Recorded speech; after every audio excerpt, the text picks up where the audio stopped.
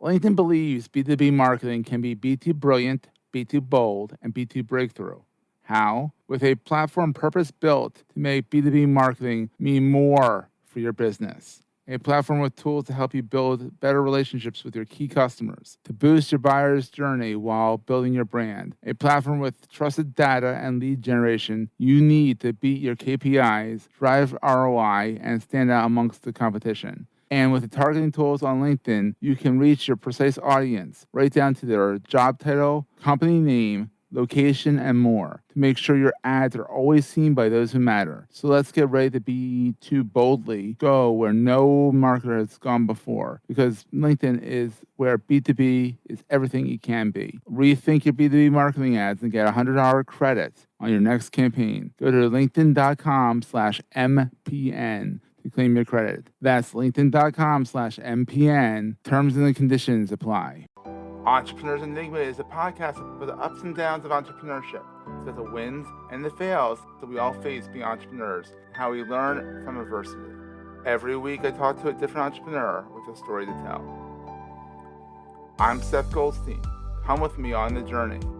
This is Entrepreneurs Enigma. Let's get started.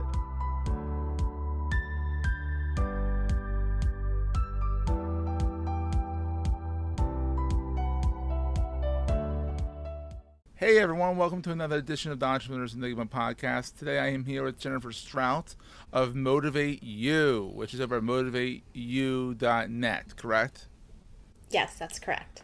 And so MotivateU, what I gather, and you can correct me if I'm wrong, is actually twofold. It's a platform for trainers and yoga instructors and health instructors, I'll say, to engage with their clientele over computer, phone, laptop, iPad, all that stuff. But you also have classes on there too for the end user. Right, yes. The original idea was just to sell it directly to the trainers to then offer on-demand videos with integrated motion tracking. Ooh. And live classes with integrated motion tracking. That's like our unique feature. And then all these community features. And when we launched that on Twitter, I was getting a lot of people who were going to the website and saying, wait, but how do I sign up, like, as an individual? And I'm like, well, you have to have a gym or a trainer that's on there. And so after saying that over and over again, I was like, maybe we should see if, test to see how much interest there is. So we did one of those, fake tests where you click on a link and it says sign up, but then it's a waiting list. Yeah. So it kind of garners how much interest there is. Within 24 hours, we had over 300. Oh, wow. People sign up. So we're like, okay, we're on to something. Let's do this.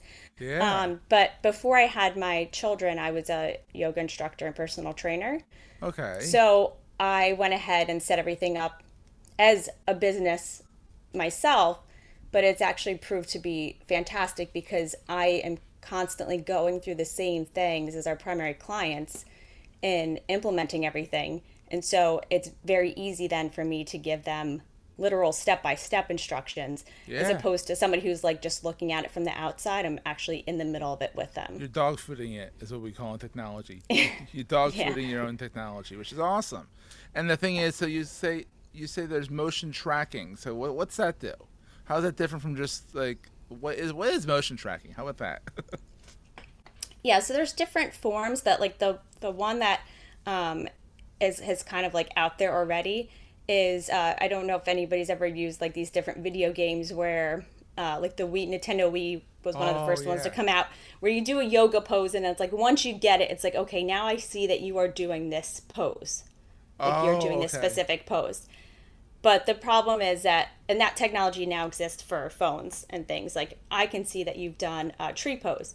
The problem was that all of the motions in between leading up to getting into a perfect tree pose and then getting out of it were not being tracked. Oh. And so we are tracking all of the motions between the trainer who acts as the guide or the model. Yeah. And then every single client is getting compared to that model in real time. We pull data about once a millisecond. Oh, wow. And then we give a feedback score from 0 to 100% as to how accurate the client's doing at that moment.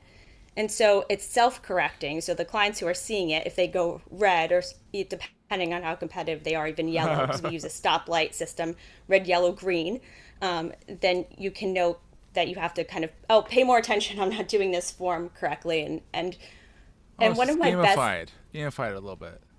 Yeah, sort of, but also so you're getting the most out of your workout, right? Like most Mm-hmm. of us are way overscheduled. And when I was like 9, 10, 11, my grandfather had these Taibo videos.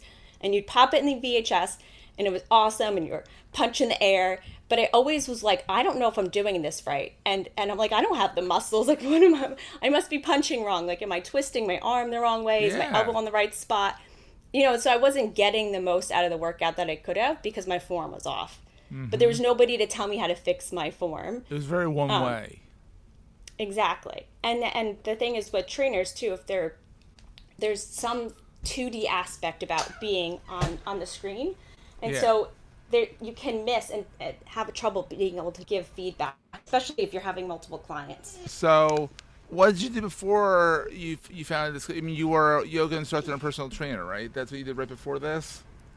So I have had one of those careers where I've done like lots of different things, but I have my master's in counseling. Okay. I was working in emergency departments doing crisis Oh wow. counseling work. Then I decided to go back to medical school, and as well as in medical school that I did the personal training. When I That's was in great. grad school, I actually started doing tutoring, and so I had continued to do tutoring and just kept taking new clients. And so up to when I started this, I was doing my tutoring business because when I had children, I stopped doing anything but that. So Exactly. that was the only business I was doing because it was very flexible in terms of the Mm-hmm. hours. Yeah.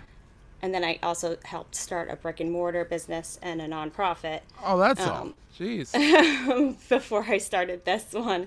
But this was the first business I started that felt like a big leap, like that it was going to be more risky. But I Yeah. started after the pandemic. And so my mind kind of got tossed around that life is way more unpredictable than we Mm-hmm. think it is. And I can wait for the perfect moment to do this, but it's never going to come. And what if I don't make it long enough to see that perfect moment? Like, So I went against my grain of being a super cautious person and went for it. oh, there you go. What's the best thing about being an entrepreneur? So ever since I was young, I always get super passionate about something and wanted to follow that through. So I think working in hospitals, and I also worked at ADP right out of school.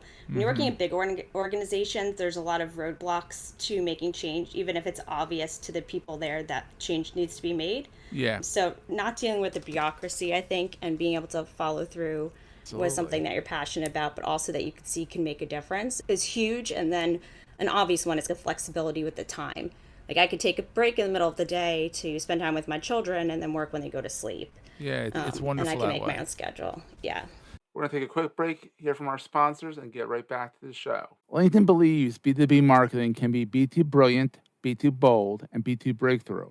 How? With a platform purpose built to make B2B marketing mean more for your business. A platform with tools to help you build better relationships with your key customers, to boost your buyer's journey while building your brand. A platform with trusted data and lead generation you need to beat your KPIs, drive ROI, and stand out amongst the competition. And with the targeting tools on LinkedIn, you can reach your precise audience right down to their job title, company name, location, and more to make sure your ads are always seen by those who matter. So let's get ready to be to boldly go where no marketer has gone before because LinkedIn is where B2B is everything it can be. Rethink your B2B marketing ads and get $100 credits on your next campaign. Go to linkedin.com/MPN to claim your credit. That's linkedin.com/MPN. Terms and conditions apply. So what's the scariest thing? Yeah. So like I said, I'm a pretty cautious person. I'm a planner. One way I dealt with that was I did user interviews before I launched the company Well, that's to make smart, sure it yeah. wasn't just a good idea for in my own head. But like kind of mitigating some of that risk. But it is risky to Mm-hmm. start. Like if you want it to be successful, you really have to put your whole self into it. And so you can second guess yourself, like with anything, is this the right thing I should be doing? But that's part of being human. And so first knowing that what you're going through is normal helps. And then also I think having other people that you surround yourself with that are also entrepreneurs and reminding each other that you're all going through some of those emotions Yeah, can be helpful. absolutely. But yeah, just the stress of the unknown is Oh, It's the scary. hardest part. It's so scary. I know. And here's a question I ask everyone: what is the most important thing to carry with you all the time, besides snacks for the kids?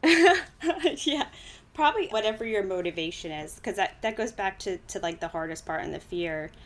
And so if you can keep reminding yourself of what your larger goal is, even outside of the business, like why do you want to make an impact aside from the vision there, like why do you want to be able to continue to be an entrepreneur and focus on that.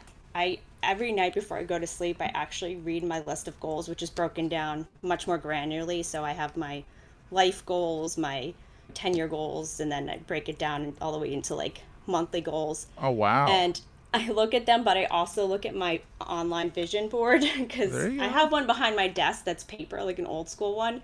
But I always look at my goals right before I go to sleep, and so I also look at my vision board that's just on my phone. It's just the easiest to pull up, and that is really honestly what keeps me going I love because it. there's definitely times where I'm like, oh, but on my goal list, I also keep a checklist of everything I've already accomplished. Oh, that's good. And there's some days where I'm like, oh my God, there's no way I could do another one. And then I look at my list and I'm like, but look what I've done over the last couple months. If you had told me 3 years ago that I would have done all this, there's no way I would have believed you. Exactly. So, Yeah, it's amazing. yeah, I think it's just important to continue to ground yourself in where you want to go and why you want to get there, and then remind yourself of how far you've already come. That's fantastic. So Jennifer, where's your watering hole online? I know you're on Twitter as well, but is it LinkedIn? Is it Twitter? Where can people come hang out with you?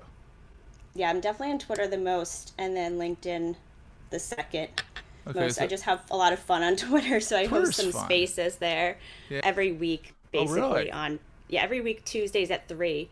So if you like startups, if you're a founder, you're thinking about becoming a founder, you just want to work at a startup, we have very open Twitter spaces where you can just show up there an hour every week at 3 p.m. Eastern on Tuesdays. Oh, And I think wow. we're on our like 40th something. We're coming close to we'll hit a year in October. That's awesome. So yeah, they're just a fun open space to talk about. We have a different topic every week, or sometimes we just have a completely open topic depending on what people are wanting to gripe about.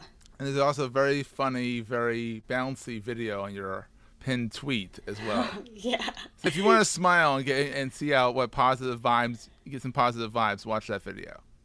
Yeah, that came from when I was getting when I first started the company. I'm getting some wins, and I'm like, all I want to do is run down the hallway of my business and give people high fives, but we're remote distributed, so You it's can't really like, do that, yeah. yeah. So I have to sometimes pretend I'm giving high fives and talking about keeping your energy up and Yeah. being excited and rewarding yourself for the good things. Like I will sometimes literally look at myself in the mirror and give myself a high five, but that's You kind gotta of like do the it, video yeah. of what that looks like. It's I like, love it. this is celebrating it and not forgetting to just about what you've done and just moving on. You have to absorb that happiness The too win. and that joy. Exactly. Yeah. Well, this has been so much fun, Jen. And that video tops it off. So everyone go to Strout, STROUT, Motivate You, U is in the letter U, and check out that video. Join her spaces. Check her out. Check out Jennifer over on LinkedIn as well, where you're very prolific over there as well. I've had fun following you since I've known about you. So this is great. Thank you so much for being on. Thank you for having me, Seth. That was a great show. Hey, if you're enjoying Entrepreneur's Enigma, please give us a review on the podcast directory of your choice. We're on all of them. And these reviews really help others find the show. Also, if you're getting value from the show and want to buy me a coffee, go to the show notes and click on the link to help me stay awake while I bring you more great episodes to your ears. That's in the show notes, and I look forward to the next episode. Take care, guys.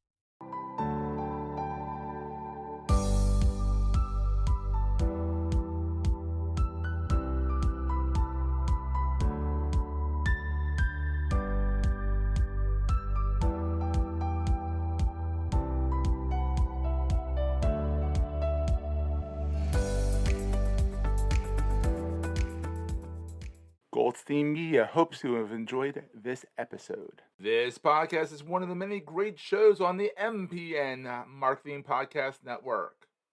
You may know you're listening to this show along the Marketing Podcast Network, but did you know there are other great shows on MPN to help your business? Lacey Boggs hosts and produces a great podcast called Ace Stone Marketing Detective.